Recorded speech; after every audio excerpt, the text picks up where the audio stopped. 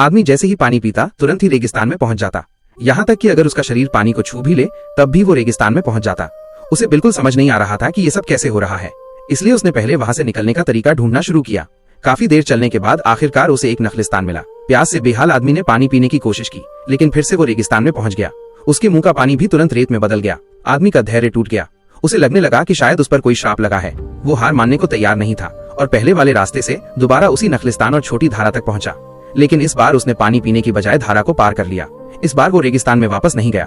थका हारा आदमी आगे बढ़ते बढ़ते एक सड़क तक पहुंचा। तभी वहां से एक गाड़ी गुजरी। उसने हाथ हिलाकर गाड़ी रोकी और सहचालक की सीट पर बैठ गया। उसे लगा कि वो आखिरकार बच गया है। उसने बेझिझक ड्राइवर द्वारा दी गई पानी की बोतल से पानी पी लिया और फिर वही हुआ। वो फिर से रेगिस्तान में पहुंच गया और ढेर सारी रेत निगल ली। आदमी पूरी तरह टूट गया, लेकिन जिद्दी स्वभाव के कारण वो फिर से उसी सड़क पर लौट आया। उसने वही गाड़ी फिर से रोकी। पिछली गलती से सीखकर इस बार उसने ड्राइवर का पानी लेने से इनकार कर दिया और इस बार वो आखिरकार अपने घर पहुंच गया। उसने गहरी राहत की सांस ली, लेकिन शरीर की थकान और प्यास उसे पानी पीने के लिए मजबूर कर रही थी। थोड़ी देर सोचने के बाद उसने एक गिलास पानी भरा।